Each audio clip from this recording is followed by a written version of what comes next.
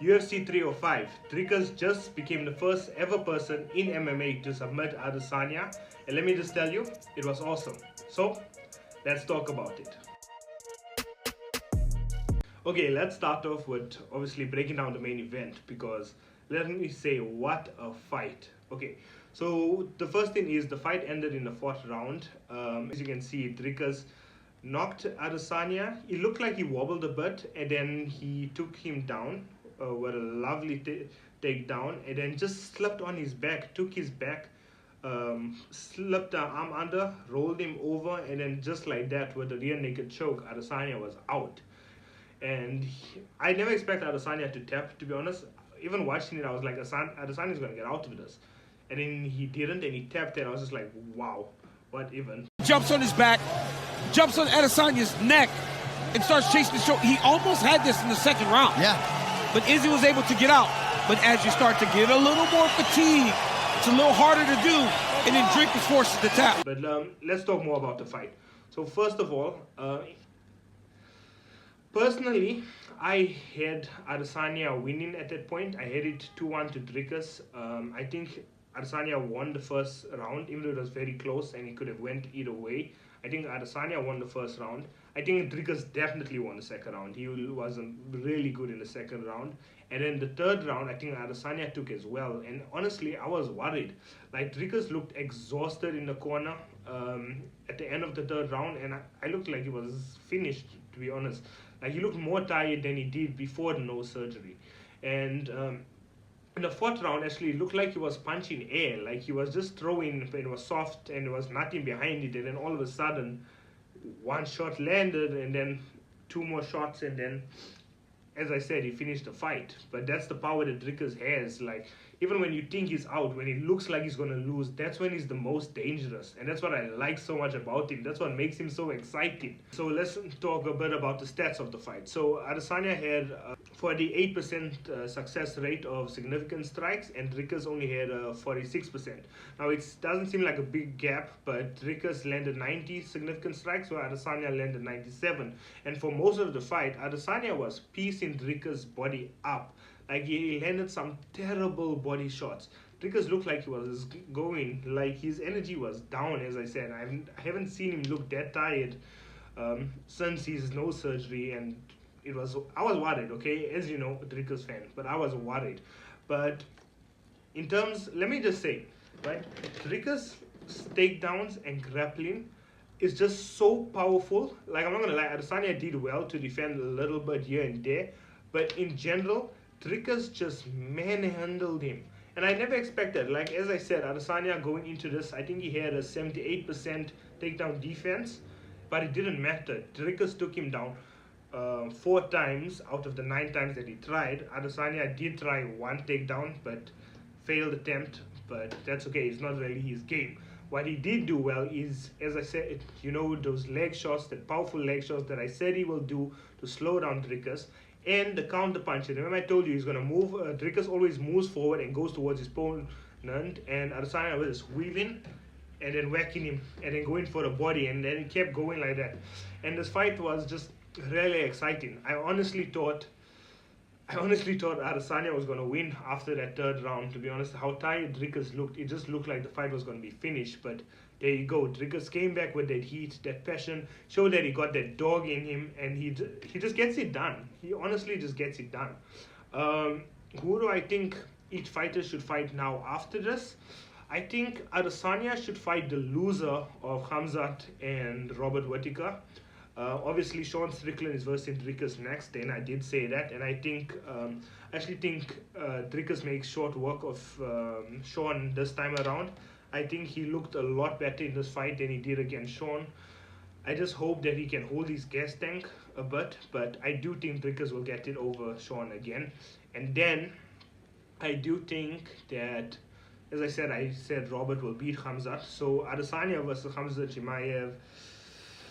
It's a fight I want to see, but I also don't want to see it because, as I said, I am an Adesanya fan. I know I was supporting Dricus, but I have been an Adesanya fan for a long time, even before he was champion.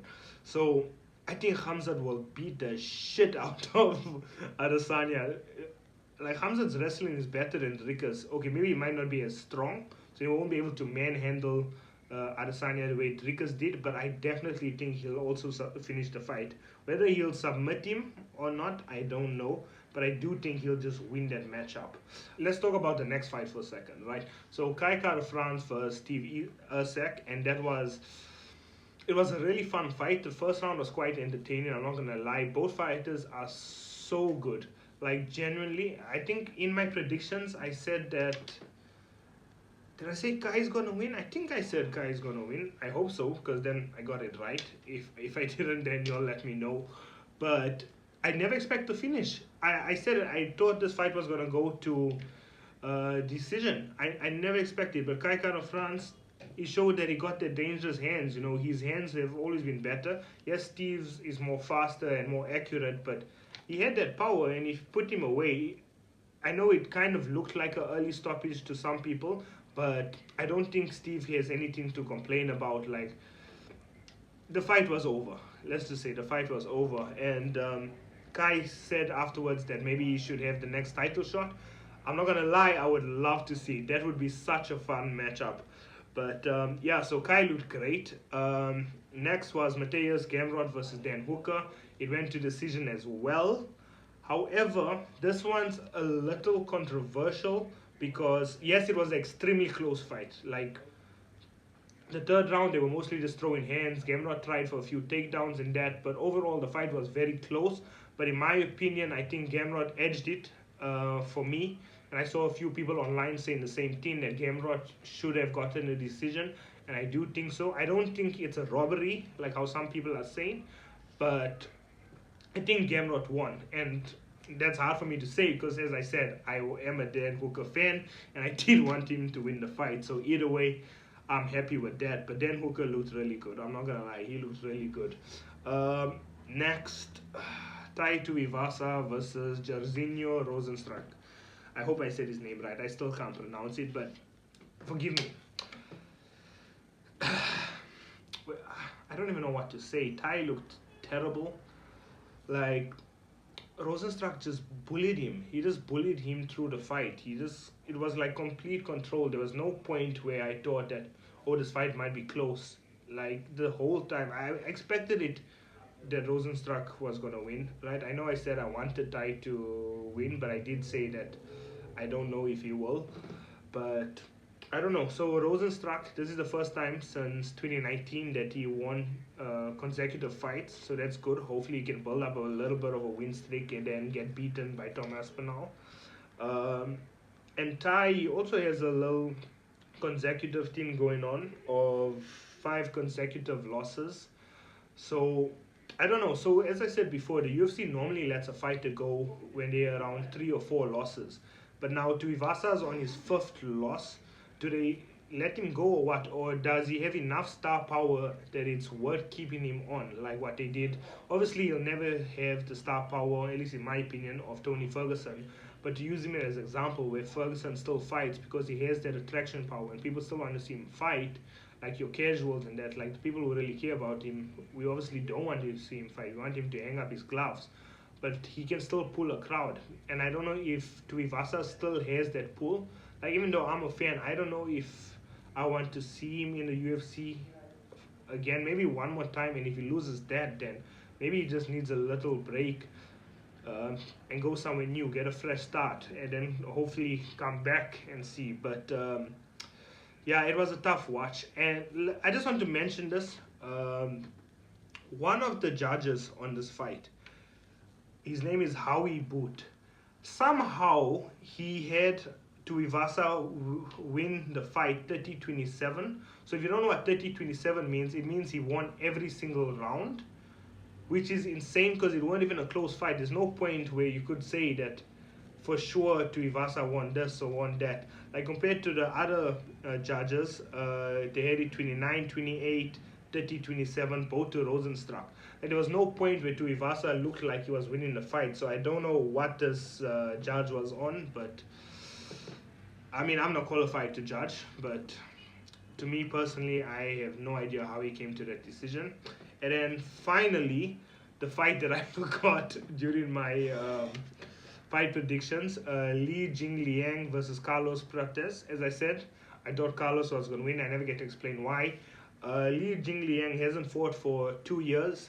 He's 36 now, so obviously he's getting on in age. So I did expect it to be bad, but Carlos just beat him. Honestly, it was a hard watch. Carlos looks really good. I think he's going to be very fun to watch later on in the welterweight division. And the more it's coming, the welterweight division is slowly becoming my favorite division. There's just so much fun teams going on around. We got Carlos, we got Ian Gary, we got Shavkat, Hamzat, I guess if he wants to go back down. We still got Kamaru hanging around there. Obviously, Leon, I don't know who he'll fight next. And we got Bilal as the champion, which massive respect to him, obviously. Okay, before we go, there's one last thing that I'd like to mention that I think is really important, as I did make a video about Adesanya versus Dricus' feud, and it's that it seemed like they made up at the end of the fight, and it was something really sweet to see. It's like they got each other's respect now, and they can bury it under in the dust. The fight is done. There's no need for them to have that beef anymore, and honestly, it's really respectful. But as I said, I hope you enjoyed the video. If you did, subscribe, comment down below what you thought, and I'll catch you in the next one.